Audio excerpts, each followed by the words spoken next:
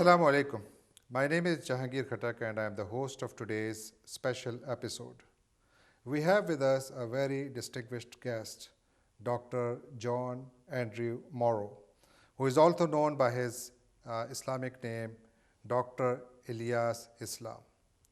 Dr. Morrow is a distinguished Islamic scholar and academic, a researcher, a preacher, and an accomplished author and a global campaigner for interfaith harmony. He is the director of the Covenants of Prophet Foundation and has written 20 books and more than 100 research articles. He has lectured around the world about Islam. His most critically acclaimed book, The Covenants of Prophet Mohammad with the Christians of the World, was published in 2013. Dr. Morrow is also spearheading the Covenants Initiative, which is a global movement for promoting interfaith harmony and understanding. He is educating the Christians about the teachings of Prophet Muhammad regarding the Muslims' relations with the Christians. He is also reminding the Muslims about their obligation of protecting the Christians and other religious minorities in societies where the Muslims are in majority. Dr. Morrow is currently visiting the New York region. He is lecturing in many areas. Yesterday, he was at the Islamic Center of Long Island, where he gave the khutbah of Jummah. And he has given some time to us, and we are very thankful to Dr. Morrow. Dr. Morrow, I welcome you to the show. Thank you for joining us today. Thank you for having me. Let's start with your book, Dr. Morrow, your most critically acclaimed book, The Covenants of Prophet Muhammad with the Christians of the World. Tell us about it. What exactly in it that has drawn so much attention? Well, I bring to light a series of covenants that the Prophet Muhammad, peace and blessings be upon him, concluded with various Christian communities in the Middle East. The Prophet, peace and blessings be upon him, dictated approximately 300 letters. Now, these letters are found in books of hadith, in books of fiqh or Islamic jurisprudence, in books of history. And they were all compiled together by a great scholar by the name of Muhammad Hamidullah in a book called Al-Watha'iq, which is unfortunately only available in Arabic.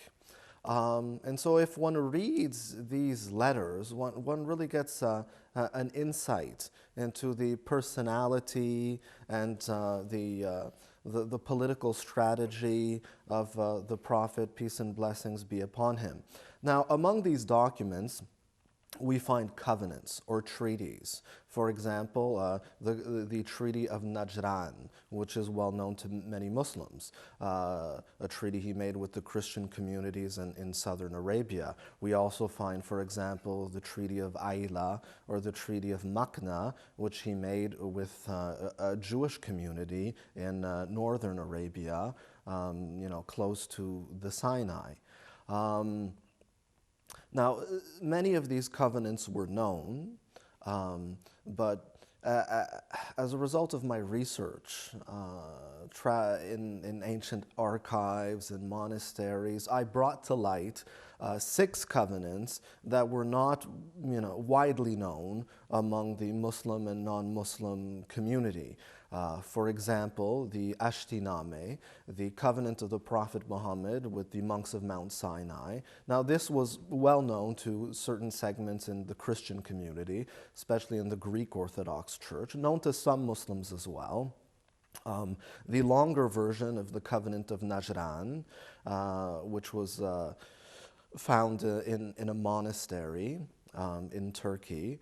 There was also a covenant that he made with the Coptic Christians, the Armenian Christians, the Syriac Orthodox Christians, the Assyrian Christians.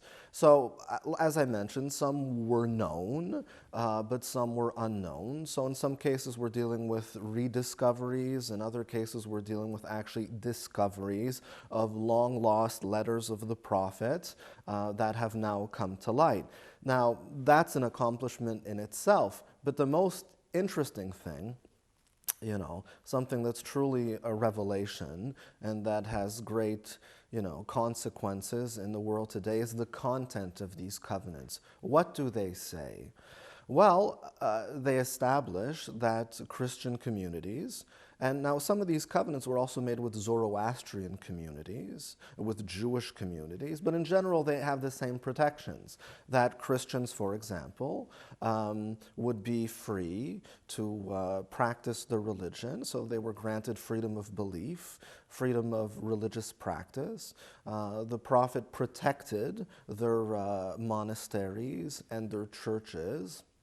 He actually encouraged Muslims to help to repair them if, you know, they were damaged, to repair them and so on. Why? In order to keep these people as friends and allies of the Muslims.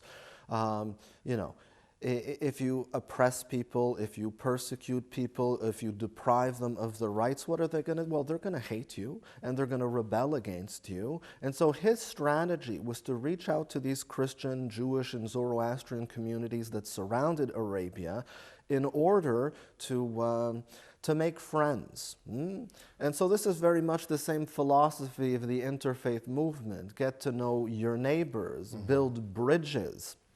And of course, this was part, you know, of his strategy, because he was surrounded by hostile forces. You had the Persian Empire. He had offered a covenant to them, which they didn't accept. He had offered peace with the Byzantines, okay, with the Roman Empire of the East, but they rejected it. How different the world would be today had the Europeans accepted peace with the Prophet, and the Persians as well.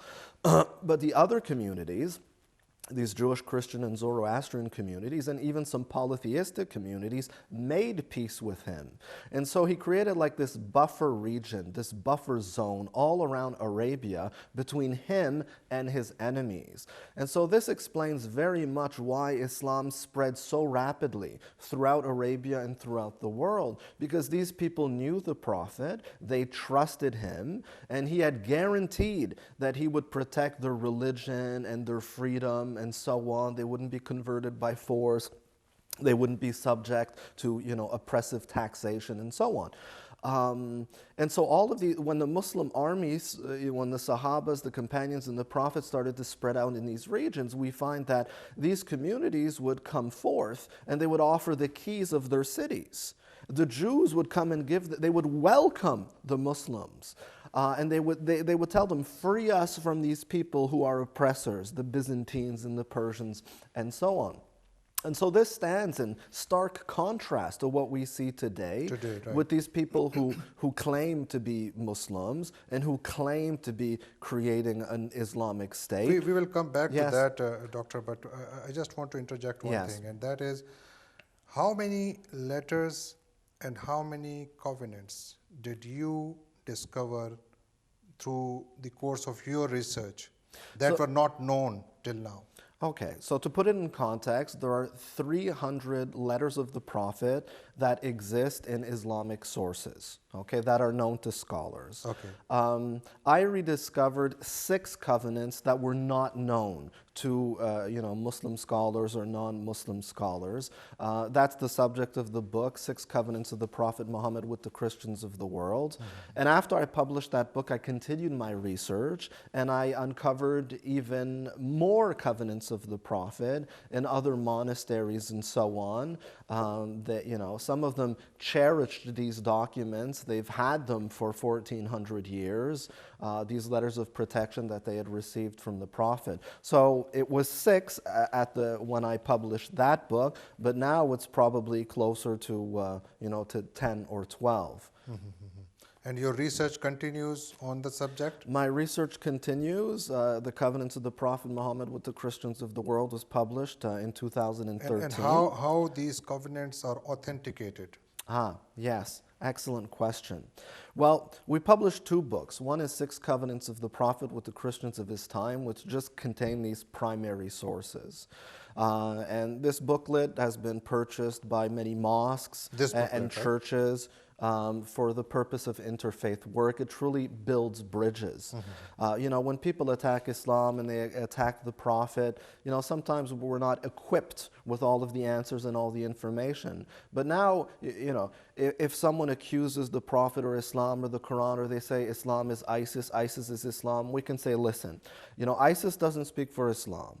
The Prophet speaks for Islam, and this is what he said. So read these covenants, and anything that deviates from this cannot possibly be Islamic. Right. So in terms of research, there's another book coming out called Critical Studies on the Covenants of the Prophet. It features a dozen studies by myself and a dozen studies by leading Muslim scholars from around the world. Now, in terms of the issue of authenticity, historicity and all those issues. That's what I address in the large book. It's over 450 pages. So I explore issues of authenticity, transmission. I examine these documents based on hadith science, ilm al-rijal, or the study of men. I examine them from a fiqhi point of view, from a linguistic point of view, and I've actually traced every single reference to these documents, because it's not as if they just appeared in a vacuum, they appeared out of nothing. No, there are references to these documents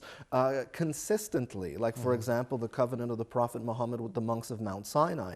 We have references to this document from the early days of Islam to the present in an unbroken chain. So that one, is from a historical and scholarly and academic point of view. Its transmission is very solid. In other cases, we would find in our books that a delegation of Christians came to the Prophet and he gave them a covenant.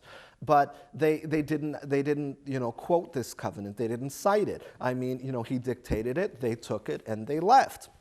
Well, the thing is, I actually found these documents in those monasteries. So, we're dealing with a different type of evidence here. We're not dealing with like oral transmission. We're dealing with primary sources and documentary evidence to support all that you have written.